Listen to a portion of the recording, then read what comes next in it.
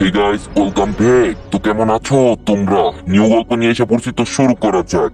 মা মারা যাওয়ার পর থেকে বাবার মাঝে অদ্ভুত একটা পরিবর্তন এসেছে। খাওয়ার সময় ছাড়া সে তার রুম থেকে বের হয় না, আবার কাউকে তার রুমে ঢুকতেও দেয় না। মাঝে মাঝে রাতে বাবার রুম থেকে ফিসের ফিসের কথা বলার শব্দ আসে, কার সাথে যেন হেসে হেসে কথা বলে। এই ব্যাপারে জিজ্ঞাসা করলে বলে, তোর মা এসেছিল রাতে, তার সাথেই কথা বলছি। ভাবতাম মায়ের কথা হয়তো এখনো ভুলতে পারিনি, তাই এমন অদ্ভুত আচরণ করে। আগের তুলনায় অনেক বেশি খাবার লাগে তার। খাবার বেশি লাগে সেটা নিয়ে কিছু বলছি না, তার সাধারণত একজন মানুষ যতটুক খায় সে তার চার চার গুণ খায়। দিন দিন বাবার পাগলামি বেড়েই চলছে। মা মারা গিয়েছে আজ 2 মাস হলো। এই 2 মাসে বাবা একেবারের জন্য বাসার বাইরে যায়নি, বাইরের আলো দেখেনি। অনেক চেষ্টা করেও তাকে বাসা থেকে বের করতে পারিনি। আমার নাম রিস্পা, আমরা এক ভাই এক বোন। ভাইয়া পড়ালেখার সুবাদে কলেজের হোস্টেলেই থাকি, বাবা আর আমি বাসায় থাকি। 2 মাস আগে হঠাৎ করে মা ঘুমের মাঝে স্ট্রোক করে শেষ নিঃশ্বাস ত্যাগ করে। আমাদের সবকিছু যেন অন্ধকার হয়ে যায় মাকে হারিয়ে। আমরা ভাই বোন সেই কষ্ট কাটিয়ে উঠতে পারলেও বাবা এখনো পারেনি। বাবা অনেক ভালোবাসতো মাকে। বের হওয়ার পর থেকে তাদের কখনো ঝগড়া করতে দেখিনি, এমনকি কখনো কথা কাটাকাটিও না। এই সুখী দম্পতির কোনো উদাহরণ দিতে হয় তাহলে আমার বাবা মা সেই উদাহরণ ছিল। আমি মাদ্রাসায় পড়ি, আলিম 2য় বর্ষে, তাই বোরকা ছাড়া বাসা থেকে বের হই না। ইসলামিক রাজনীতি মেনে চলার চেষ্টা করি। 5 ওয়াক্ত নামাজ পড়ি আর মাঝে মাঝে শেষ রাতে তাহাজ্জুদ পড়ি। এমনই একদিন রাতে তাহাজ্জুদ পড়ছিলাম, হঠাৎ পাশের বাবার রুম থেকে মহিলার কণ্ঠের কান্না ভেসে আসলো। ফুপিয়ে ফুপিয়ে কান্না করছে কেউ। আমি সালাম ফিরিয়ে ধীরে ধীরে বাবার রুমের দিকে গেলাম। কান পেতে শোনার চেষ্টা করলাম কি হচ্ছে রুমে। শুনতে পেলাম একটা মহিলা কাঁদছে আর কাকুতি মিনতি করে বলছে, আমাকে আর ডেকো না দয়া করে, আমার খুব কষ্ট হয় এখানে আসলে। যে আমাকে নিয়ে গিয়েছে সে অনেক রাগ করে এটা নিয়ে। এখন বাবা বলছে, আমি যে তোমাকে না দেখে থাকতে পারি না, তোমাকে আসতেই হবে, তুমি ছাড়া এই দুনিয়াতে আমার কেউ নেই। এটা শুনে মহিলা আরো কান্না করা শুরু করলো। আমি সবকিছু শুনে খুব ভয় পেয়ে গেলাম। বাবা কার সাথে কথা বলছে? বাবার রুমে মহিলা মানুষ কিভাবে আসলো? আমি ভয়ে ভয়ে বাইরে থেকে ডাক দিলাম, বাবা, বাবা তুমি ঠিক আছো? কার সাথে কথা বলছো এত রাতে? হঠাৎ মহিলার কান্নার আওয়াজ বন্ধ হয়ে গেল। আমি আবার বাবা বলে ডাক দিতে রুমের দরজা ধাপাস করে খুলে গেল। একটা কালো ছায়া খুব দ্রুত রুম থেকে বের হয়ে গেল। ছায়াটা বের হওয়ার সাথে সাথে আবার দরজাটা বন্ধ হয়ে গেল এবং মেন দরজার সামনে গিয়ে অদৃশ্য হয়ে গেল। আমার পুরো শরীর ঠান্ডা একটা অনুভূতি হলো। মনে হলো যেন একটা বরফের খণ্ড আমার পাশ দিয়ে গেল। আমি ভয়ে যেখানে আছি সেখানে দাঁড়িয়ে রইলাম। এটা কি ছিল? বাবা কি জন্য কাউকে তার রুমে ঢুকতে দেয় না? গাইস, এই ভিডিওটি স্পন্সর করছে 1x। তোমরা তো 1x এর নাম শুনছোই। 1x হলো নাম্বার 1 ট্রাস্টেড সাইট। তোমার যদি ক্রিকেটে জ্ঞান থাকে তাহলে তুমি ক্রিকেট থেকে ভালো টাকা আর্ন করতে পারবা। তোমার যদি ফুটবলে ভালো জ্ঞান থাকে তোমরা ফুটবল থেকে ভালো টাকা আর্ন করতে পারবা। এছাড়াও সেখানে অনেক প্রকার গেম আছে যেটা খেলে তোমরা টাকা আর্ন করতে পারবা।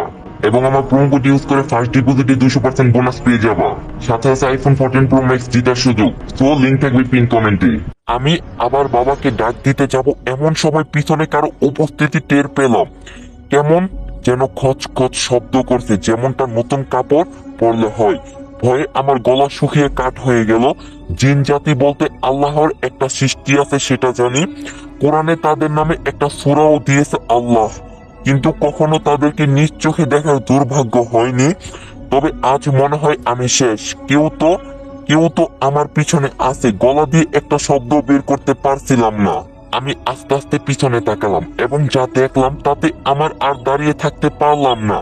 আমার মা নতুন লাল শাড়ি পরে দাঁড়িয়ে আছে হাসি মুখে। আমি ভয়ে কান্না করে দিলাম। মা আমাকে খুব শান্ত গলায় বলল, এত রাতে তোর বাবাকে বিরক্ত করছিস কেন? যা গিয়ে ঘুমিয়ে পড়। আমার চোখ ধীরে ধীরে অন্ধকার হয়ে এলো। তারপর কি হয়েছে আমার মনে নেই। সকালে উঠে দেখলাম আমি আমার রুমের খাটে শুয়ে আছি। দেখলাম আমার রুমের দরজাও ভিতর থেকে বন্ধ। চোখ ডলতে ডলতে রাতের কথাগুলো মনে করতে লাগলাম। কি হয়েছিল রাতে? এগুলো স্বপ্ন ছিল নিশ্চয়ই। আমি যেহেতু আমার বিছানায় আর দরজাও বন্ধ, কি বাজে স্বপ্ন দেখলাম। ঘড়ির দিকে তাকিয়ে দেখলাম প্রায় 10টা বেজে গিয়েছে। আমি তাড়াতাড়ি উঠে ফ্রেশ হয়ে নিলাম। 10:30টায় একটা ক্লাস আছে। খেয়াল করলাম বাবার রুমের দরজাটা হালকা ফাঁকা হয়ে আছে। কিভাবে যেন উকি মেরে দেখতে চাইলাম বাবা কি করে রুমে। দেখলাম বাবা জানালার কাছে দাঁড়িয়ে বাইরে বাইরে তাকিয়ে আছে। এক মনে মা মারা যাওয়ার পর চিরচেনা বাবাটাকে এখনো কেমন যেন অচেনা মনে হয়, কারো সাথে কথাও বলে না। আমি নাস্তা করে বাবার জন্য টেবিলে নাস্তা রেখে বেরিয়ে পড়লাম মাদ্রাসার উদ্দেশ্যে।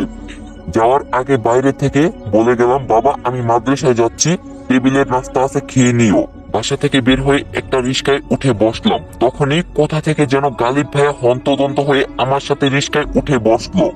আমি রাগ হয়ে বললাম, গালিব ভাইয়া এসব কি? নামেন বলছি, না হলে কিন্তু লোক জড়ো করে চিল্লাবো। গালিব ভাইয়া 32টা দাঁত বের করে বলল, রিস্পা এমন করো কেন? আমিও তো মাদ্রাসার কাছে যাব একটা কাজে, কিন্তু রিস্কা ভাড়া নেই। আমরা দুজন গেলেও যেই ভাড়া দিতে হবে, তুমি একা গেলেও একই ভাড়া। তাহলে শুধু শুধু একটা সিট অপচয় করার দরকার কি বলো? আর অপচয়কারী শয়তানের ভাই জানো তো, অবশ্য তুমি ভাই হবে না, বোন হবে। আমি রাগ হয়ে তাকে ধাক্কা দিয়ে রিস্কা থেকে নামিয়ে দিয়ে আর বললাম, আমি নিজেই শয়তান, অপচয় করলে আমি করব, আমার সাথে আপনি যেতে পারবেন না। ফাজিল কোথাকার, পুলিশ ধরিয়ে দিব একদম ইফটিজিং মামলা দিয়ে। গালিব ভাইয়া হাসতে হাসতে বলল, তুমি যদি ভেবে থাকো পুলিশের কথা বললে আমি ভয় পেয়ে যাব, তাহলে ঠিকই ভাবছো। কি দরকার এসব মামলা হামলার, আমি এমনিতে চলে যাচ্ছি।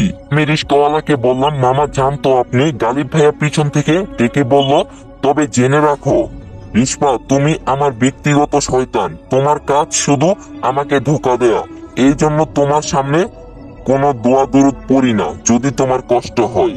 আমি মুচকি এসে বললাম, পুরাই পাগল। গালিব ভাইয়া এমনিতে অনেক ভালো ছেলে, তার বাবার অডেল ধন সম্পদ থাকার পরও কখনো সেসবের অহংকার নেই তার মাঝে। সাধারণভাবে চলাফেরা করতে পছন্দ করে। নিজস্ব গাড়ি থাকার পরও আমার সাথে প্রতিদিন রিস্কায় ওঠার ধান্দা করে। আমি জানি সে আমাকে অনেক ভালোবাসে, আজকাল থেকে নয়, বরং সেই ক্লাস 9 থেকে। আমি যে তাকে পছন্দ করি না এমনটা না, তার মতো ছেলেকে যে কেউ ভালোবাসতে চাইবে। কি মনে করে সে আমার পিছনে পড়ে আছে সেটাই বুঝি না। আমিও তাকে অনেক পছন্দ করি, কিন্তু সেটা তাকে কখনো বুঝতে দেইনি। সব সময় তার সাথে বাজে আচরণ করে দূরত্ব বজায় রাখার চেষ্টা করি। তার ফ্যামিলির সাথে আমার যায় না। আমি মধ্যবিত্ত পরিবারের মেয়ে, আর সে সোনার চামচ মুখে নিয়ে জন্ম হয়েছে, তাই এটা সম্ভব না। গালিব ভাইয়া সেটা বুঝতেই চায় না। ক্লাস শেষ করে মাদ্রাসা থেকে বের হতে হতে দুপুর 2টা বেজে গেল। বাইরে এসে দেখলাম রাস্তার ওপাশে গালিব ভাইয়া দাঁড়িয়ে আছে। এটা তার নিত্যদিনের রুটিন, তাই সেদিকে না তাকিয়ে আমার মতো আমি হাঁটা দিলাম বাসার দিকে। গালিব ভাইয়া দৌড়ে এসে আমার পাশে হাঁটতে লাগলো। আমি কিছু বললাম না, জানি বললেও সে যাবে না। গালিব ভাইয়া বলল, রিস্পা আর কত অপেক্ষা করাবে? আমি জানি তুমি আমাকে ভালোবাসো, তাহলে কেন আমার সাথে এমন করো? আমি খুব শান্ত গলায় বললাম, গালিব ভাইয়া এটা সম্ভব না, সেটা আপনিও জানেন। কোথায় আপনারা রাজপ্রাসাদের মানুষ, আর আমরা কুড়ে ঘরের। এসব সম্পর্কের সূচনাটা এক মধুর হলো, উপসংহার খুব যন্ত্রণাদায়ক হয়। আপনি কেন বুঝতে চান না? গালিব ভাইয়া আর কিছু বলল না, উল্টো ঘুরে চলে গেল। আমি তার চলে যাওয়ার দিকে তাকিয়ে রইলাম। অন্যদিন তো বকর বকর করতে করতে আমার সাথে বাসা পর্যন্ত যায়, আজকে এভাবে চলে গেল কেন? আমার মনটা খারাপ হয়ে গেল। আমি আবার সামনে হাঁটা দিলে হঠাৎ আমার চোখ গেল একটু দূরে, বাবা দাঁড়িয়ে আছে। আমি বাবা বলে ডাক দিতেই অদ্ভুত একটা হাসি দিয়ে দ্রুত সে হাঁটা দিয়ে রাস্তার মাঝখানে চলে গেল, এবং একটা গাড়ি এসে ধাপাস করে বাবাকে মেরে দিল। আমি চিৎকার করে উঠলাম বাবা বলে। আশেপাশে সবাই আমার দিকে এগিয়ে এলো কি হয়েছে জানার জন্য। আমি খেয়াল করে দেখলাম সেখানে আসলে কোনো অ্যাক্সিডেন্ট হয়নি। তাহলে কি ভুল দেখলাম আমি? আমি স্পষ্ট বাবাকে দেখছি। লোকজন আমাকে জিজ্ঞাসা করছে কি হয়েছে। আমি কারো কথার কোনো জবাব না দিয়ে দ্রুত হাঁটা দিলাম বাসার দিকে। আবহাওয়া অন্ধকার হয়ে আসছে, হয়তো খুব বৃষ্টি হবে। কালো মেঘ ছেয়ে যাচ্ছে চারদিক। আমি কেমন যেন দিক বেদিক হয়ে যাচ্ছি। আমি কোথায় যাব, আমার বাসা কোথায় সেটাও মনে করতে পারছি না। মাথাটা ভন ভন করছে। আমার চারদিকে সবকিছু ঘুরছে মনে হচ্ছে। অনেক কষ্টে বাসার ঠিকানাটা মনে করতে পারলাম, কিন্তু আমি ভুলে গিয়েছি আমার বাসাটা কোথায়। পথে একজনকে থামিয়ে বাসার ঠিকানা বলে জিজ্ঞাসা করলাম, ভাই এই বাসাটা কোথায় বলতে পারেন? লোকটা একটু বিরক্ত হয়ে বলল, যেই বাসার সামনে দাঁড়িয়ে আছেন সেই বাসার ঠিকানায় জিজ্ঞাসা করছেন? পাগল নাকি? এই বলে লোকটা চলে গেল। এবার আমার হুঁশ এলো, তাকিয়ে দেখলাম সব স্বাভাবিক। আবহাওয়া ঠিক আছে, একদম রৌদ্র জল। তাহলে এতক্ষণ কি হলো আমার সাথে? আমি বাসার সামনে দাঁড়িয়ে বাসা খুঁজছি, খুঁজে পাচ্ছিলাম না। তাড়াতাড়ি করে বাসায় গেলাম। 5 তলা বিশিষ্ট বিল্ডিং এ 2য় তলায় ভাড়া থাকি আমরা। সিঁড়ি দিয়ে ওঠার সময় একটু দূর থেকে দেখতে পারলাম দরজাটা খোলা। আমার স্পষ্ট মনে আছে আমি তালা লাগিয়ে গিয়েছিলাম। তাহলে কি বাবা বাসার বাইরে গিয়েছে? তাড়াতাড়ি করে বাসায় ঢুকে দেখলাম বাবা খাবার টেবিলে বসে আছে। আমাকে দেখে সুন্দর করে একটা হাসি দিয়ে বলল, এত দেরি হলো কেন? আয় মা, তোর জন্য আমি খাবার তৈরি করে রেখেছি, খেয়ে নে। আমি খুব অবাক হলাম, আমার চোখে পানি চলে এলো। আজ 2 মাস পর বাবা আমার সাথে কথা বলছে। বাবাকে একদম স্বাভাবিক মনে হচ্ছে। তার হাসিটা এখন যেন আগের মতোই। আমি ইমোশনাল হয়ে বাবার দিকে এগিয়ে যেতেই বাবা উঠে টেবিলে রাখা ছোট্ট একটা বাটির ঢাকনা উঠিয়ে বলল, দেখ তো কেমন হয়েছে। আমি বাটির দিকে তাকিয়ে থমকে দাঁড়িয়ে গেলাম। আমার আর পা চলছে না, গলা দিয়ে কোনো কথাও বের হচ্ছে না। বাটিতে 3টি বড় বড় রক্তাক্ত চোখ রাখা আছে। মনে হচ্ছে যেন এইমাত্রই এই চোখগুলো উপড়ে ফেলা হয়েছে। বাবার দিকে তাকিয়ে দেখলাম ভয়ঙ্কর এক হাসিতে আমার দিকে তাকিয়ে আছে। গাইস, আজকের পার্টটা এই পর্যন্তই রাখলাম। কেমন লাগছে নতুন গল্প অবশ্যই কমেন্টে জানাবেন। আর যদি আপনারা পার্ট 2 চান তাহলে পার্ট 2 কমেন্টে চাইবেন, কারণ আপনাদের কমেন্টের উপরে পার্ট 2 দিন। ভিডিও লাইক করে ফ্রিকে তাড়াতাড়ি কমপ্লিট করে দিবেন। চ্যানেলে নতুন হয়ে থাকলে একটা রিকোয়েস্ট, চ্যানেলটা সাবস্ক্রাইব করে দিবেন। তো দেখা হবো কালকে পার্ট 2 তে। সবাই ভালো থাকেন, সুস্থ থাকেন। আজকের জন্য আমি চলে যাই। আল্লাহ হাফেজ।